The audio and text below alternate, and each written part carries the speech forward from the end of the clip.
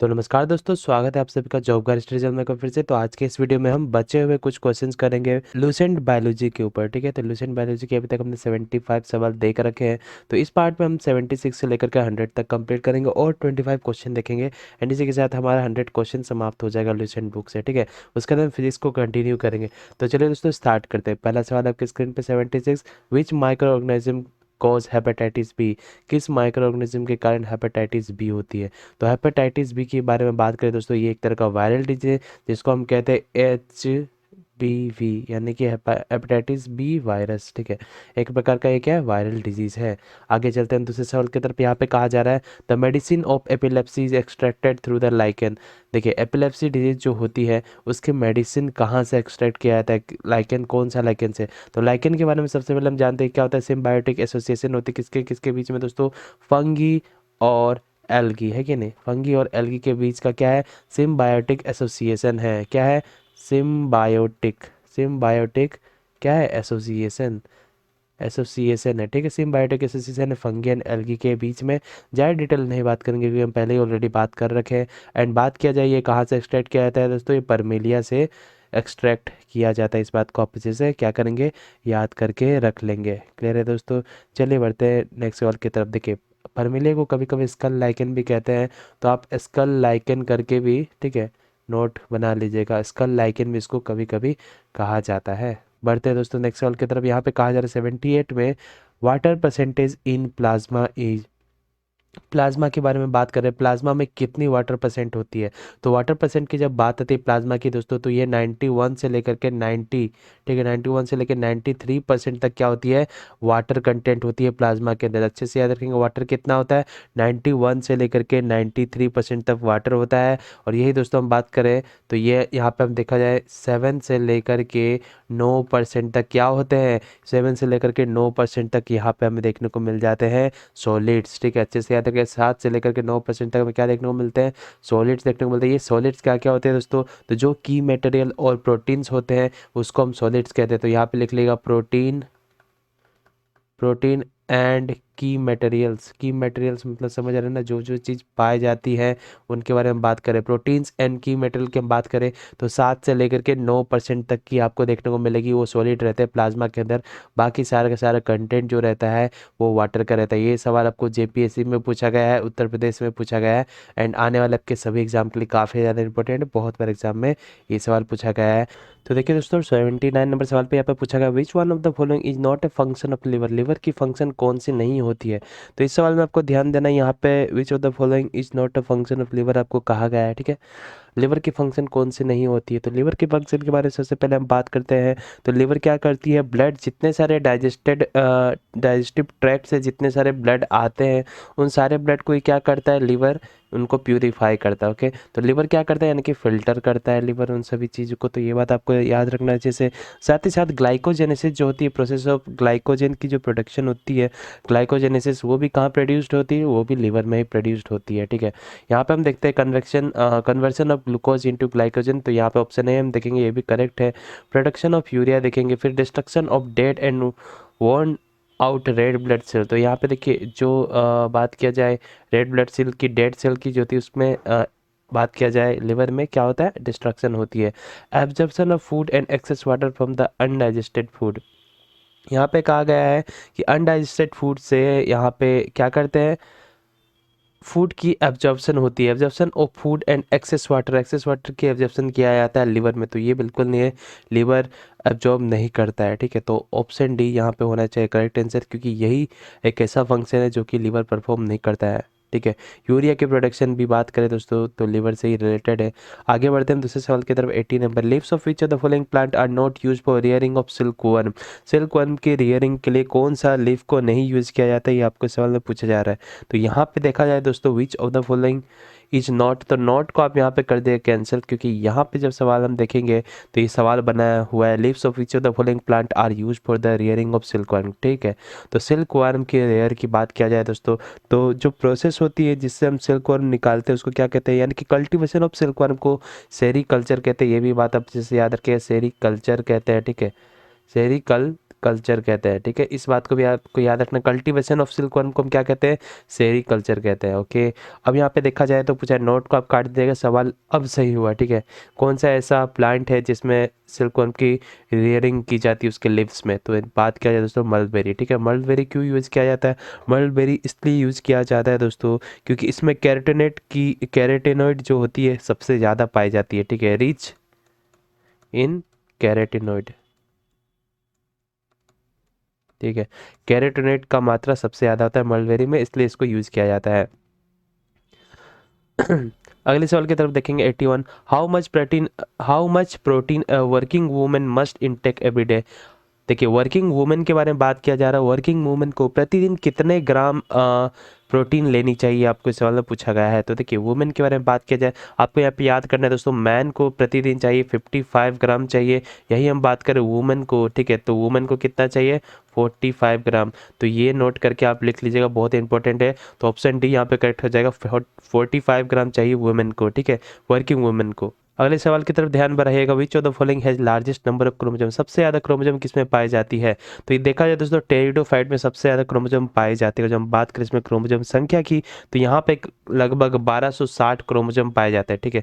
1260 chromosome पाए जाते हैं टेरिडोफाइट्स में, इस बात को अच्छे से याद रखें। यही हम बात करें एनिमल्स में, तो एनिमल्स की बात किया जाए तो हेमिट जो होते हैं ना, हेमिट में सबसे ज़्यादा एनिमल की मात्रा में सबसे ज़्यादा पाया जाता है, जो होती है 254 इन नंबर्स होती हैं, ठीक है, हेमिट में होती है एनिमल्स में। यही हम ह्यूमन की बात किया जाए, ह्यूमन बींग में कितने होते हैं, 46, ठीक है। 46 ये क्या होता है दोस्तों, डिप्लॉयड होता है, यानी कि 46 यानी कि बात करें पेयर में तो 23 पेयर ऑफ क्रोमोसोम होते हैं, लेकिन टोटल नंबर ऑफ क्रोमोसोम 46 होते हैं। ये क्या होती है, डाइप्लॉयड होती है, ठीक है, डिप्लॉयड होती है। 2n को हम कहते हैं दोस्तों डिप्लॉयड, और एन को कहते हैं हैप्लॉइड, ओके। यही हम बात करें एंजियोस्पर्म की, यहाँ पे बताया जा रहा है। तो एंजियोस्पर्म में सबसे देखा जाए तो यहाँ पे 320 से लेकर के 22 तक की क्रोमोसोम इसमें हमें देखने को मिल सकता है, ठीक है। तो इस बात को आप अच्छे से याद रखिएगा, क्लियर है दोस्तों। और यही हम एलिफेंट की बात करें तो 56 नंबर ऑफ क्रोमोसोम हमें देखने को मिलती है, कितनी मिलती है, 56, ठीक है। 2n यानी कि डैप्लॉइड कितने देखने को मिलेगी, 56 क्रोमोसोम हमें देखने को मिलेगी, किसके केस में, हम बात कर रहे हैं एलिफेंट की केस में। चलिए दोस्तों आइए बढ़ते हैं नेक्स्ट सवाल की तरफ। यहाँ पे आपको कहा जा रहा है, which of the following animal breathe through the skin, कौन सी एनिमल है जो स्किन के थ्रू ब्रीथ करता है। अगर जो हम यहाँ पे देखा जाए दोस्तों, तो अर्थवर्म जो होती है, ठीक है, अर्थवर्म की हम बात करें तो अर्थवर्म स्किन के थ्रू ब्रीथ करता है। लेकिन यहाँ पे हम देखते हैं fish, frog, pigeon and cockroach दी गई है। तो दोस्तों यहाँ पे आपको समझने वाली चीज़ ये है कि देखिए यहाँ पे एक हम कैटेगरी के बारे में बात करें, जो है बात किया जाए एम्फीबियन। एम्फीबियन के बारे में आप लोग जरूर जानते होंगे, एम्फीबियंस उस प्रकार के एनिमल होते हैं जो कि वाटर में भी रहते हैं और साथ ही साथ कहाँ रहते हैं दोस्तों, लैंड में रहते हैं। तो वाटर में जो ये रहते हैं, वाटर में कैसे ये अपने गिल्स के थ्रू या फिर स्किन के थ्रू ब्रीथ करते हैं, एंड लैंड में ये क्या करते हैं, लंग्स के थ्रू ब्रीथ करते हैं, यानी कि दोनों जगह में रह सकते हैं।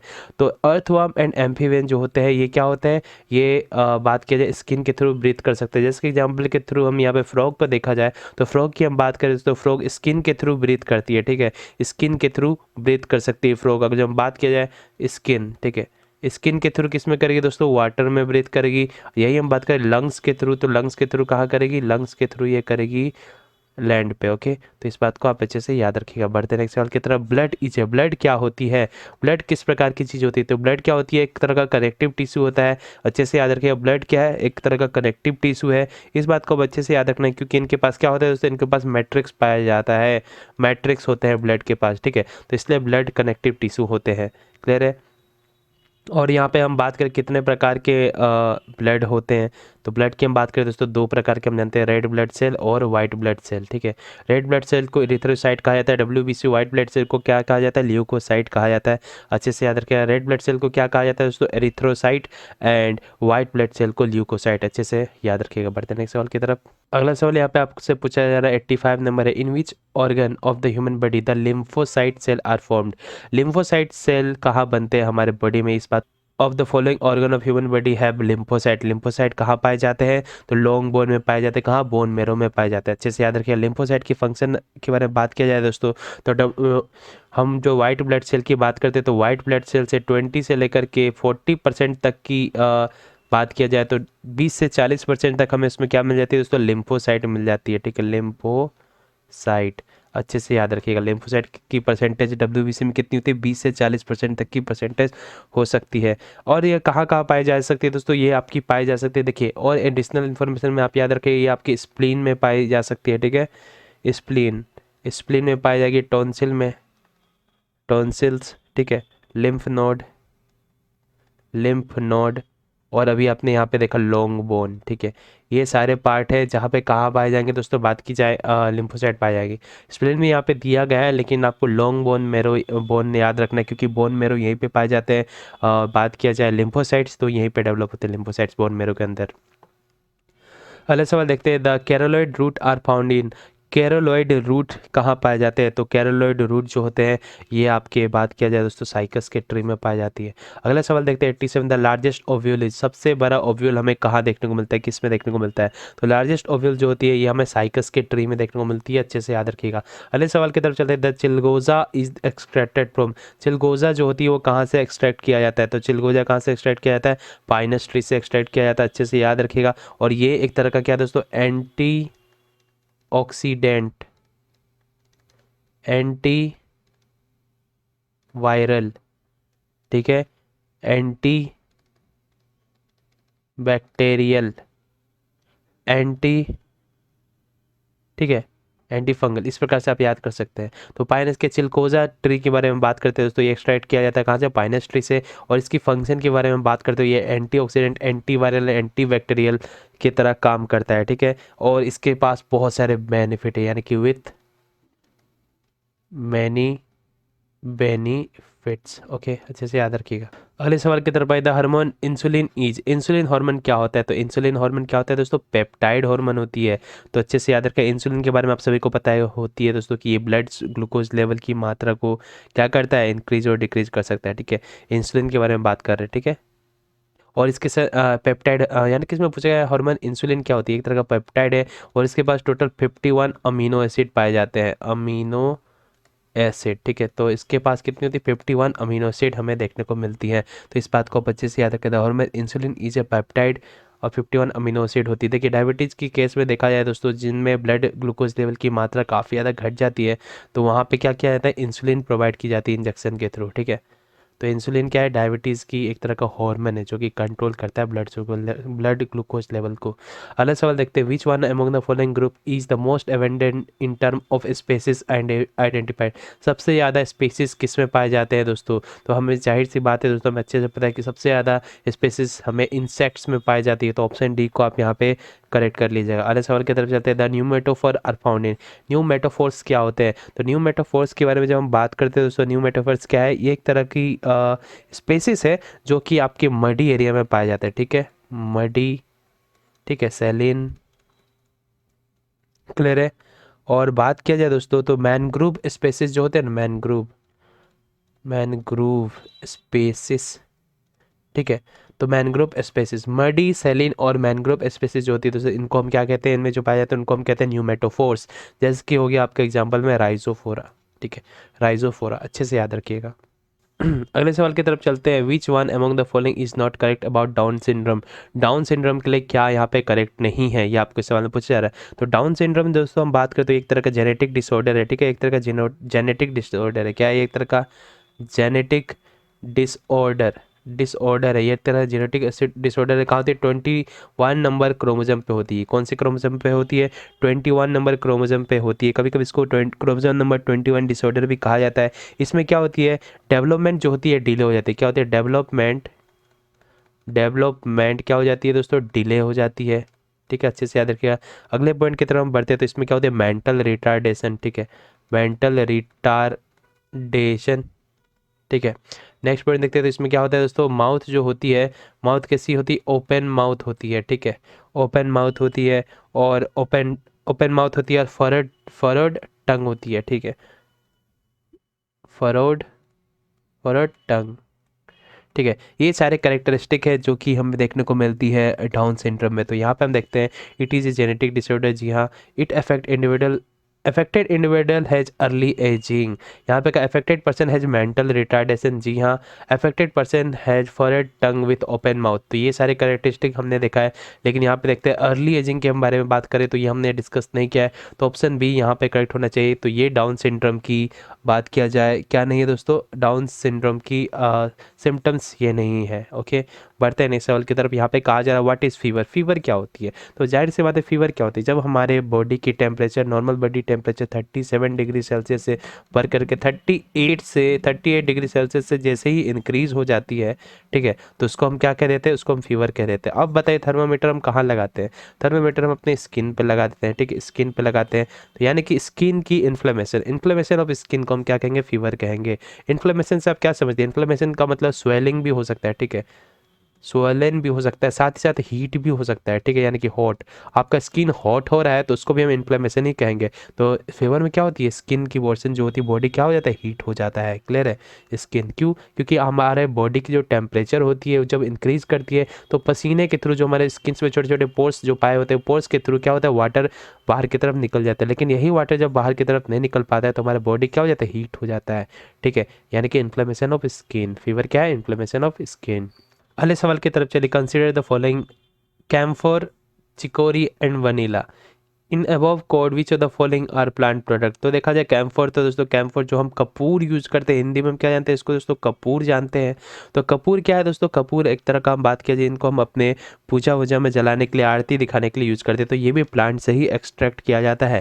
तो इस बात को आप अच्छे से याद रखिए, कपूर क्या है, कपूर को हम प्लांट से ही एक्सट्रैक्ट करते हैं, तो इस बात को आपको अच्छे से याद रखना है, ठीक है। चिकोरी के बारे में बात करें दोस्तों, चिकोरी, तो चिकोरी क्या है, ये लीवर और हार्ट डिजीज़ में और कॉन्स्टिपेशन में काफ़ी ज़्यादा यूज होता है। ये भी एक तरह का प्लांट है। इसकी फ्लावर के बारे में बात करें दोस्तों तो ब्रिंजल कलर की इसकी फ्लावर होती है, ठीक है, ब्रिंजल कलर की इसकी क्या होती है, फ्लावर होती है। और ये हमारे हार्ट, ठीक है, हार्ट और लिवर, हार्ट और लिवर डिजीज़ में काफ़ी ज़्यादा उपयोग किया जाता है। कॉन्स्टिपेशन में भी ये लिया जाता है। वनीला के बारे में जानते हैं दोस्तों, आपको पता है वनीला एक तरह का फ्लेवर है, आइसक्रीम में भी आप खाते होंगे वनीला वगैरह, ठीक है। तो ये हमें डिस्कस करने की जरूरत नहीं है। ये तीनों के तीनों प्रोडक्ट क्या है, प्लांट प्रोडक्ट है। तो हम यहाँ पे ऑप्शन डी को करेक्ट करेंगे, 1, 2 एंड 3।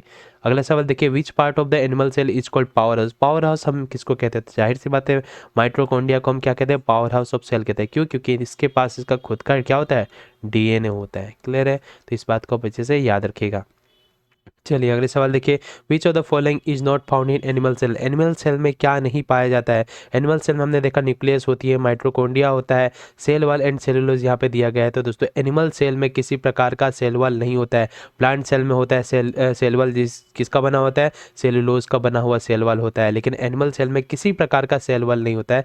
तो यहाँ पे जो आंसर होगी दोस्तों ऑप्शन ए होगी, यानी कि एनिमल सेल में हमें क्या नहीं पाया जाता है, सेल वॉल और सेलुलोज नहीं देखने को मिलता है।